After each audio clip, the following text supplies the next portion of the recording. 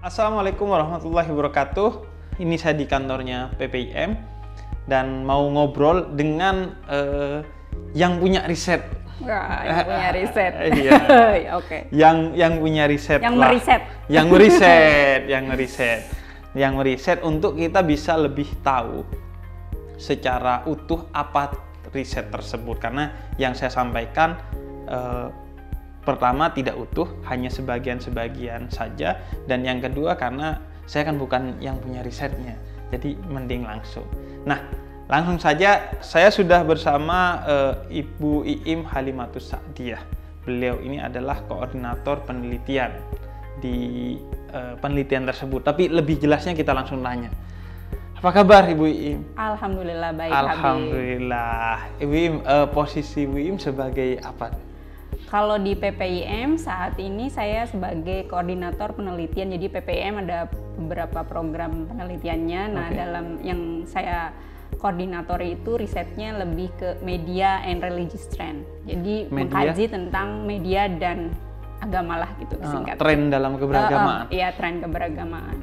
Emang di PPIM tuh ada beberapa kajian?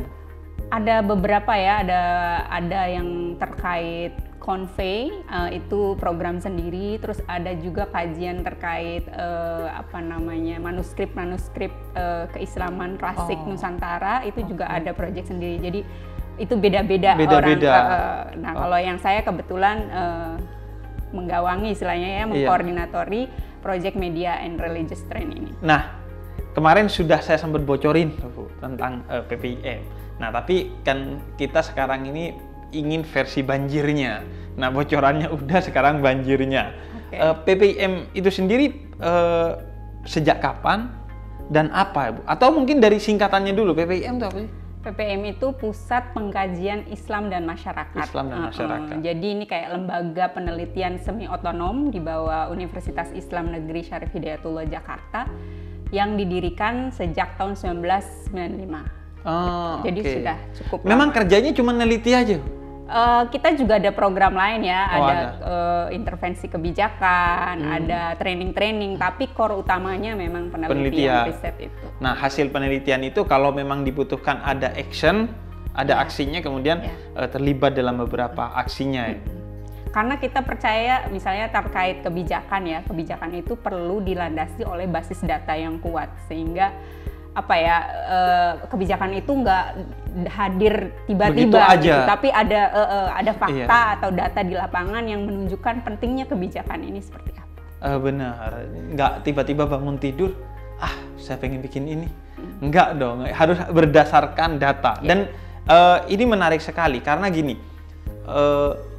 solusi tentang satu masalah itu harus didasarkan pada pengetahuan yang utuh atas masalah tersebut. Kalau tidak, maka solusinya akan nggak kena tuh. Karena kita nggak tahu masalahnya, tapi bikin solusinya. Sehingga kemudian akhirnya nggak nyambung antara solusi dan masalahnya. Karena itu penting riset terhadap apa masalah yang ada untuk kemudian kita membangun solusinya. Agar juga solusinya nggak justru menambah masalah. Karena kalau solusi yang tidak sesuai dengan akar masalah akan justru menambah keributan, menambah masalah gitu. Karena itu kita kalau dalam beragama butuh dalil, nah kalau dalam riset itu butuh data lah kira-kira Bu ya. Ketika dalam setiap kesimpulan itu butuh data. Nah, kalau yang Ibu koordinatori sendiri itu risetnya dalam beberapa tahun ini apa aja Bu? Atau konsennya di mana? Konsennya tadi terkait media. Jadi karena kami percaya ya perkembangan media yang teknologi media dan komunikasi yang pesat saat ini tuh pasti punya dampak sosial terhadap perubahan kehidupan manusia, individu dan masyarakat dalam semua aspek, termasuk di dalamnya juga terhadap agama dan kehidupan beragama. Kenapa kemudian kami tertarik untuk meneliti sejauh mana peran media, baik media lama. Jadi kami mengkajinya berbagai jenis media nih, Habib, dari mulai media radio yang katanya udah jadul, ya, media televisi, lalu juga media-media baru seperti sosial media dan juga podcast. Gitu. Podcast, empat media itu yang kemudian diteliti. Iya, betul. Nah, Ibu Iim, ini kita kan sebagian itu awam. soal penelitian. Ya. Apa itu penelitian? Yang ada kita langsung judge aja. Itu biasanya di media baru itu begitu. Nggak pakai riset, nggak pakai apa-apa, bahkan nggak pakai baca. Pernah tuh ada riset bahwa Indonesia peringkat 162 dari 163 negara-negara yang literasinya rendah. Kemudian ada yang nanya, Indonesia peringkat berapa ya? Padahal di gambar itu ada peringkatnya. Dan kayaknya sejak itu Indonesia peringkatnya turun 1 poin dan paling bawah tuh. Yang awalnya nomor 2 dari bawah jadi paling bawah. Nah, kalau riset yang dilakukan oleh PPIM dengan koordinator Ibu Iim sendiri, itu riset di apa kajiannya? Terkait media, dan kita lebih ingin melihat siapa sih pengguna media itu dan bagaimana dampak mengkonsumsi media itu terhadap penggunanya gitu ya, terhadap konsumennya dalam beragama.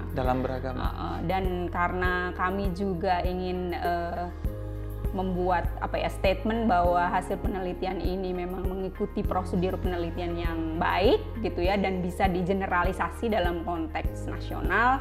Meskipun tadi mungkin orang bilang kan yang disurvei hanya sekian ribu orang itu. Gitu ya. Kadang orang nanya, yang disurvei sekian ribu orang nggak pernah ditanya gitu. Kok menyimpulkan seolah-olah semua orang begitu. Nah itu gimana pertanyaannya? Dalam konteks penelitian kan ada caranya supaya bagaimana kita memilih responden itu bisa menjadikan itu representasi dari populasi secara utuh gitu. Jadi dalam riset kami melakukan riset survei nasional dan kita menggunakan samplingnya multi-stage random sampling. Jadi pengacakan informannya itu bertahap dari mulai kabupaten, kecamatan, kelurahan, RT, RW pun bahkan kita acak sampai individu dalam rumah tangga pun kita acak. Jadi itu tujuannya proses tadi ya multi-stage tadi untuk bisa mencapai tadi representasi nasional, sehingga ketika kita bicara hasilnya seperti ini itu adalah representasi dari populasi gitu. Nasional. Nih saya tahu nih. Jadi kira-kira dulu itu saya kalau ngambil rambutan tuh. Ya. Biasanya rambutan itu kalau tumbuhnya satu cabang tuh, kita ambil satu aja. Kalau manis, udah berarti yang lain manis juga tuh. Biasanya begitu. Jadi itu kira-kira lebih kepada representasi. Karena itu surveinya ini melibatkan berbagai provinsi ya? Semua provinsi. Semua provinsi. 34 provinsi. Jadi semua provinsi baru diacak lagi level kabupaten kota di tiap provinsinya, di kecamatan, kelurahan, sampai rumah tangga dan individunya. Nah, jadi sudah ada caranya lah. Kira-kira ibarat kata kita minum kopi itu. Jadi ketika kita udah aduk gulanya, kopinya, semuanya, kemudian kita minum sedikit, rasanya begini, maka itu sudah merepresentasikan rasa kopi itu dalam satu cangkir. Kira-kira mungkin begitu ya, Bu ya. Jadi detailnya ya tadi yang dijelaskan, berdasarkan samplingnya itu dari semua provinsi, dari provinsi itu diacak sehingga merepresentasikan bahwa enggak, tapi ada satu orang di tetangga saya enggak gitu. Iya, tapi secara umum representasinya itu begitu. Nah, kita mau masuk ke yang intinya nih, Bu. Temuannya, Bu. Temuannya apa aja dari riset tersebut? Jadi temuannya mungkin banyak ya, mungkin saya meng-highlight beberapa yang agak mungkin utama, penting untuk di-highlight gitu ya. Yang pertama itu terkait siapa sih orang yang paling sering mengkonsumsi informasi keagamaan dari media. Dari media. Nah, hasil temuan kami menunjukkan kalau generasi muda kayak milenial, lalu Gen Z itu mereka adalah generasi yang paling sering ya mengkonsumsi, mengakses informasi keagamaan dari media sosial ya. Dan podcast juga yang termasuk kategori media baru. Sedangkan gitu generasi-generasi yang lebih senior, kayak kalau kita namanya boomer, silent gitu ya. Kalau saya menamainya kolonial, Bu. Ya gitu. Itu cenderung mengakses informasi keagamaannya dari media yang lama gitu. TV dan radio ya. Radio dan televisi. Kalau kita itu memang YouTube lebih dari TV, biasanya begitu. Gitu. Anak muda gitu ya. Gantinya radio biasanya kita podcast. Ya. Pun itu sekarang mulai platform-platform podcast itu meng-hire radio, jadi kita bisa dengerin radio melalui podcast. Berkolaborasi. Oh, jadi temuan pertama kalau TV dan radio itu bagi generasi yang lebih senior lah ya. Kalau yang anak muda itu lebih ke podcast dan media sosial. Betul. Termasuk di dalamnya tentu adalah YouTube. Lalu yang lain temuannya? Yang lainnya karena kemudian generasi muda ini lebih sering mengakses media sosial ya, mereka itu cenderung lebih menggunakan media sosial ini sebagai sumber keagamaan mereka. Oke, belajar agamanya dari media sosial. Lebih banyak dari situ ya, dari survei kami menunjukkan seperti itu dibandingkan generasi-generasi yang lebih tuanya gitu ya, lebih seniornya yang mungkin bisa punya sumber yang lain, misalnya kitab atau dari gurunya atau siapa pesantren dari mana gitu. Nah, anak muda ini, generasi muda ini karena sering mengakses media sosial, imbasnya adalah seringkali gitu ya mereka belajar agama tuh ya dari media sosial. Dari media sosial mereka belajar agama. Jadi kalau dulu ada Mufti Johor, Mufti Betawi, artinya rujukan-rujukan dalam keagamaan. Sekarang itu ada Mufti YouTube kayaknya, Bu. Ya. Bisa jadi seperti Muftinya. Itu trennya ya. Iya.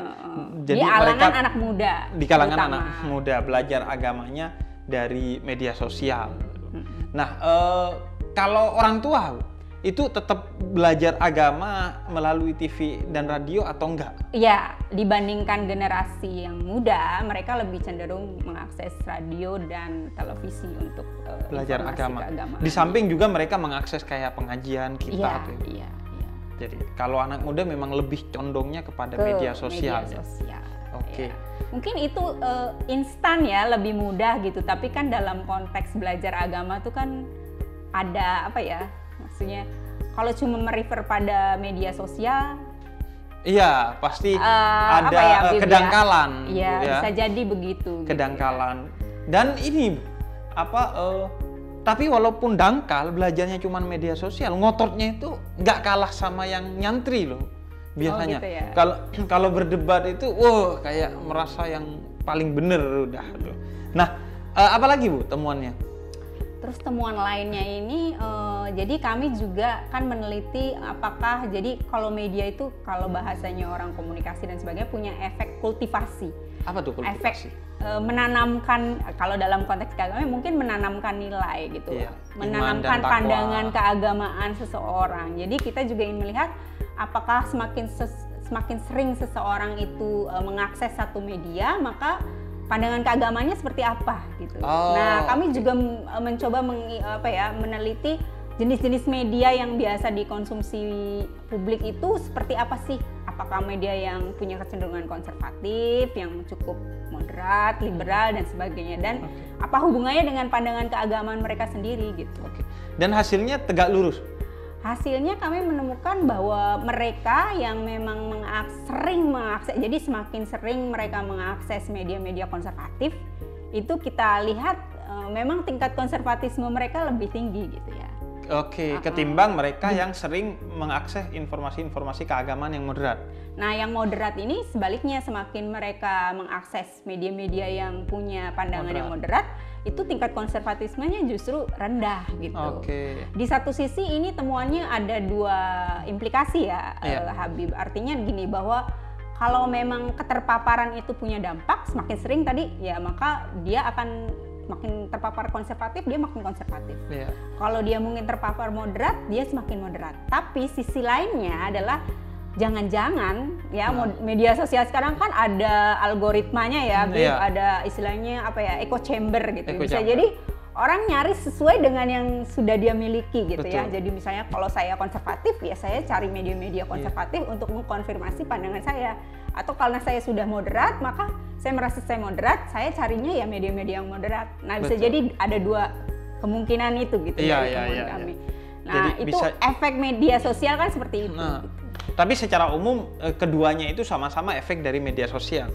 Hanya saja bedanya yang satu terpapar oleh medianya, yang satu memang sengaja mencari pembenaran, bukan mencari kebenaran dalam mengakses informasi agama di media sosial, Bu ya.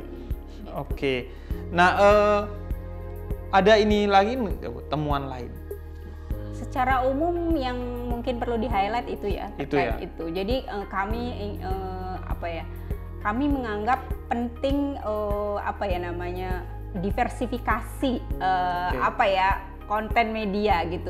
Ya tadi supaya memberikan tidak ada keragaman ya. Iya, keragaman supaya orang tuh juga terpapar hal yang beragam, supaya dia tidak hanya narrow minded gitu ya, hanya pada hal yang menurut dia benar. Iya, dia yakini benar, dia mencari informasi lain untuk ya konfirmasi aja apa yang dia sudah miliki di kepalanya gitu ya. Iya, dan mungkin efeknya gini. Anda merasa dan meyakini kebenaran itu baik, tapi kemudian menuduh atau menduga orang lain itu seolah-olah beragamanya salah karena tidak jelas, itu yang menjadi masalah ya Bu ya. Kadang kita kita benar, orang lain kan juga punya dalilnya sendiri. Nah, karena itu perlu mengakses informasi yang luas agar kita bisa tahu bahwa orang lain itu meskipun menurut kita salah dalam keyakinan kita, tapi punya dalilnya juga, sehingga harus saling dihormati. Jangan dianggap wah nggak jelas tuh beragamanya, masa begini masa begitu. Itulah kira-kira seharusnya akses informasi yang lebih adil, tidak hanya mengakses informasi yang itu aja. Apalagi echo chamber tuh, karena dulu saya pernah baca riset bahwa hoax itu tertinggi di grup WhatsApp dan di grup Facebook, karena keduanya ini platform yang punya grup. Karena biasanya kalau di satu grup itu kan isinya orang-orang yang sama. Nah, akhirnya dia hanya akan semakin meyakini apa yang sudah dia yakini sebelumnya, karena informasi yang didapatkan itu aja, dan semakin sentimen melihat hal di luar grupnya, karena yang didapat juga informasi yang selalu negatif tentang pihak luar gitu. Ya, itu terkonfirmasi juga dalam hasil penelitian kami, Bib. Jadi memang media sosial ya yang paling tinggi sering dipakai sebagai rujukan orang dalam belajar agama itu WhatsApp group gitu. WhatsApp group, iya. Jadi itu memang jadi kayak komunitas media yang memungkinkan untuk tadi. Iya. Belajar pada satu hal tertentu, tapi efeknya adalah bisa jadi ya cuma yang itu aja iya. Gitu. Makanya grup WhatsApp itu penting menghadirkan orang yang berbeda, agar kalau kita mau gibahin orang di luar keyakinan kita, paling nggak sungkan sama nih satu orang yang ada di sana. Cuma masalahnya Bu, ketika kita sudah bikin grup WhatsApp, kemudian ada satu yang berbeda, itu malah kita bikin grup WhatsApp lain yang nggak ada satu yang berbeda ini, untuk kemudian enjoy gibahin hal-hal di luar keyakinan kita gitu. Jadi nggak diajak gitu. Nggak diajak malah. Padahal seharusnya kan mengajak yang berbeda. Ini justru kalau ada yang tiba-tiba berbeda pandangan, justru bikin grup lain yang nggak ada dianya. Dan karena dia kalau nggak tahu gitu ya. Iya, karena kan kalau mau dikeluarin kan nggak enak Bu. Orang Indonesia ini bebas tapi sopan kan biasanya. Walaupun mau ngapain sopan gitu ya. Ya udah, daripada ngeluarin bikin grup WhatsApp. Tiba-tiba sepi aja tuh grup WhatsApp. Jadi buat Anda yang tiba-tiba grup WhatsApp-nya sepi, berarti Anda nggak diajak ke grup baru. Bisa jadi ya. Bisa jadi. Nah, kemudian ketika saya dilibatkan dalam penyampaian penelitian ini, waktu itu di akhir 2021, saya ingat tema yang diangkat adalah konservatif yes, religius no. Itu apa maksudnya? Jadi kan konservatif, religius itu kalau di ilmu sosial kan sesuatu yang abstrak ya. Jadi kalau matematik kan 1 + 1 ya 2 gitu, gampang ngukurnya. Tapi religius tuh gimana sih ngukurnya? Konservatif itu bagaimana? Jadi makna konservatif yes, religious no itu kami menggunakan ukurannya. Jadi religious itu ada indikator yang kami gunakan. Nah, dalam riset kami ini religious itu kami menggunakan indikator seberapa sering gitu ya individu itu mempraktekkan ritual keagamaannya, beribadah. Misalnya kalau dalam konteks masyarakat muslim ya seberapa sering dia sholat baik wajib maupun sunnah, seberapa sering dia puasa Ramadan atau puasa sunnah gitu ya, mengaji dan sebagainya, ritual-ritual dan ibadah keagamaan. Itu yang diukur dalam konteks religius. Nah, kalau konservatif ini lebih ke tadi cara pandang keagamaan, jadi world view, bagaimana individu itu melihat semua aspek dalam kehidupannya. Nah, ini ada beberapa indikator lagi yang kita gunakan untuk mengukurnya gitu, mengoperasionalisasikan konservatif. Pertama itu kita melihat bagaimana mereka memaknai ajaran agamanya, apakah memaknai agamanya itu secara kaku, secara literal yang tidak ada kontekstualisasi mengikuti perkembangan zaman, itu pertama. Lalu juga ada indikator bagaimana mereka melihat kelompok-kelompok minoritas gitu ya. Atau yang berbeda. Iya, yang berbeda. Lalu juga kami menggunakan indikator penerimaan atau penolakan mereka terhadap kesetaraan gender. Oke. Lalu yang terakhir juga kami menggunakan indikator untuk mengukur konservatisme itu dengan sejauh mana mereka menganggap bahwa politik Islam dan syariat Islam itu harus diterapkan dalam konteks negara gitu, meskipun itu harus dengan paksaan. Okay. Nah, dari beberapa indikator ini ya kita ada teknisnya ya, Habib. Nah, kemudian hasilnya menunjukkan ternyata di kalangan anak muda gitu ya, meskipun jarang sholat ya, ritual kan tadi religius ya, jarang sholat, jarang mempraktekkan ritual agamanya, tapi ternyata pandangan keagamaannya itu tadi konservatif. Gitu. Jadi anomali, Bu, aneh ya? Iya. Aneh kan? Kan harusnya logikanya kalau orang religius kita expect-nya dia juga konservatif, tapi ternyata nggak mempraktekkan agama, tapi dia sangat ngotot, jadi lebih ke emosi gitu ya beragamanya. Lebih ke ego ya. Akhirnya dalam beragama ya. Lebih bersifat emosional dan mungkin. Politis Dan mungkin politis, ya, saya takutnya daripada gitu. Sifatnya intelektual. Jadi ya sholatnya tipis-tipis, sering bolong, sholat subuh jam 6:30 gitu. Tapi pandangan keagamaannya menggebu-gebu. Ya, melihat Islam yang berbeda, melihat yang berbeda, wah kamu kok beda. Atau melihat orang yang pandangan keagamaannya dianggap bermasalah langsung, wah kamu salah, kamu sesat, neraka dan lain sebagainya. Jadi itu yang dimaksud kemudian. Padahal religius dalam pengertian riset tadi aja itu kan masih kurang sebenarnya ya. Religius itu kan bukan soal menjalankan ibadah saja, tapi ada kesalehan sosial, ada kemudian kesalehan spiritual juga. Ibadah itu jalan untuk menuju kesalehan sosial dan spiritual. Tapi di sini aja itu masih belum, tapi pandangan keagamaannya seolah-olah sangat tegas gitu, keras bahkan. Jadi agak aneh. Seharusnya kan karena kita nggak begitu sholat, ya udah biasa aja gitu kan. Ya kita expect-nya kan kalau nggak sholat ya dia liberal gitu ya, atau agnostik malah gitu. Tapi justru ini kok kayak berbanding terbalik. Dan ini lebih kuat di kalangan justru anak muda gitu. Itu yang menurut kami cukup menjadi alarming ya. Anak-anak muda yang tadi menjadikan sumber agamanya dari media sosial, bukan dari ada mungkin verifikasi dari sumber lain, tapi kemudian tadi secara ritualistik tidak terlalu tinggi, tapi konservatifnya tinggi gitu. Nah itu yang dulunya istilahnya itu STMJ, sholat terus maksiat jalan. Kalau ini SG berarti sholat enggak, kemudian KJ, SG KJ, sholat enggak, konservatif jalan. Jadi aneh-aneh aja gitu. Sama kayak ini, Bu. Saya ingat dulu saya ketika kecil tuh SD, kalau disuruh-suruh ibu saya itu nggak mau. Ya nyerempet durhaka lah ke ibu saya itu. Suruh belikan ini, suruh belikan itu nggak mau. Disuruh ini, disuruh itu nggak mau. Tapi di sekolah kalau ada orang yang ngata-ngatain ibu saya marah tuh. Bahkan sampai tahap melakukan sesuatu yang ibu saya nggak berkenan, misalnya kayak menghina teman saya atau bahkan melakukan tindakan kekerasan kepada teman saya yang ibu saya itu nggak mau itu terjadi. Jadi penuh keanehan begitu. Nah itu karena menurut saya pemahaman keagamaan yang instan, dangkal, dan tidak berbasis kepada spiritualitas, sehingga tahu sedikit sudah sombong aja gitu. Nah terakhir, Bu, rekomendasinya apa yang kemudian direkomendasikan oleh para peneliti? Karena kan sebenarnya penelitian ini kan untuk kemudian dipahami oleh banyak orang agar kemudian orang berubah, agar orang bikin kebijakan ini dan itu dan lain sebagainya. Tapi kalau dari pihak PPIM sendiri, apa harapannya dari hasil penelitian ini?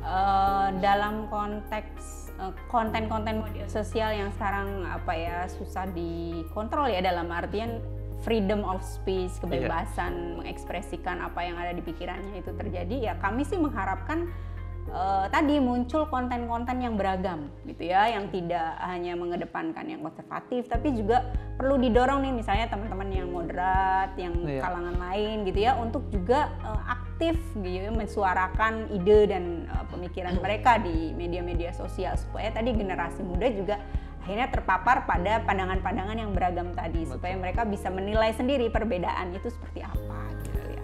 Jadi prinsip yang waras ngalah itu tidak selalu tepat, Ibu. Kadang kita ini yang waras juga harus bersuara di media sosial, tapi tentu dengan cara-cara yang waras juga. Nah, terus apa lagi, Bu? Terus kan temuan kami itu menunjukkan ada kecenderungan bahwa mereka yang konservatif itu lebih aktif ya di media sosial, lebih aktif komentar, lebih aktif nge-like, nge-share ya dalam konteks isu keagamaan. Nah, menurut kami ini penting juga bagi mayoritas gitu ya, yang katanya moderat ini, mayoritas muslim di Indonesia itu adalah moderat. Nah, kita menyarankan ya, merekomendasikan supaya ini teman-teman yang moderat itu ya tadi jadi apa ya, majority yang tidak silent gitu ya. Tidak diam. Tidak diam. Jadi ya terlibat dalam engage dalam diskurs keagamaan supaya tadi seimbang tadi gitu ya. Karena ini keanehan di kalangan moderat. Mereka itu cenderung tidak militan. Padahal mereka yakin bahwa mereka itu benar dan yakin bahwa bangsa ini perlu dikuasai oleh moderatisme, tapi mereka nggak militan gitu. Sehingga di media sosial nggak militan, sehingga kemudian mereka tidak menguasai perbincangan keagamaan di media sosial gitu. Nah, ada lagi rekomendasi lainnya, Bu? Ya, mungkin dalam konteks negara ya, negara terutama pemangku kebijakan dalam konteks moderasi beragama itu perlu lebih dikedepankan gitu ya. Untuk tadi mungkin kalau dalam konteks negaranya siapa ya? Mungkin Kementerian Agama gitu ya, Kementerian atau Pendidikan dan Kebudayaan, untuk ya tadi mengedepankan konteks moderasi beragama dalam masyarakat Indonesia, karena bagaimanapun masyarakat Indonesia adalah masyarakat yang multikultural. Ya, kita menghargai perbedaan kan, Bhinneka Tunggal Ika. Jadi negara lebih ke mendorong konten-konten keberagamaan yang moderat untuk kemudian hadir di media sosial gitu ya, agar kemudian orang itu seperti di nasi padang lah kira-kira lah. Jadi dapat sajian yang beragam sehingga dia tahu bahwa Indonesia ini beragam, nggak bisa dipaksakan, nggak bisa diseragamkan, maka enjoy dengan keragaman tersebut, dengan setiap orang meyakini keyakinannya masing-masing, dan yang penting adalah output dari keyakinan itu adalah kebaikan untuk kita bersama ya, sama-sama berlomba dalam kebaikan. Oke, itu aja ya, Bu, rekomendasinya ya. Itu teman-teman rekomendasinya, dan alhamdulillah senang sekali bisa ngobrol dengan Bu Iim pada kesempatan kali ini, karena akhirnya ini melengkapi video saya yang membahas tentang kajian-kajian dan riset-riset di PPIM. Bahkan bukan sekali, saya itu beberapa kali merujuk kepada riset PPIM, karena selain juga memang saya selalu mendapatkan informasinya dan saya lihat memang metodologinya dan lain sebagainya clear. Juga karena saya alumni S1 dan S2 di UIN Syarif Hidayatullah Jakarta, tempat PPIM lah bernaung, meskipun ini lembaga yang semi otonom ya. Oke. Terima kasih Ibu Iim atas waktunya. Sama-sama, dan semoga nanti riset-riset tentang media sosial dan media-media baru, karena bentar lagi kita masuk ke metaverse nih, Bu. Media yang lebih baru lagi dari media sosial, kita akan terus disuguhi data-data hasil riset yang penting dari PPIM. Semoga bermanfaat. Wassalamualaikum warahmatullahi wabarakatuh. Waalaikumsalam.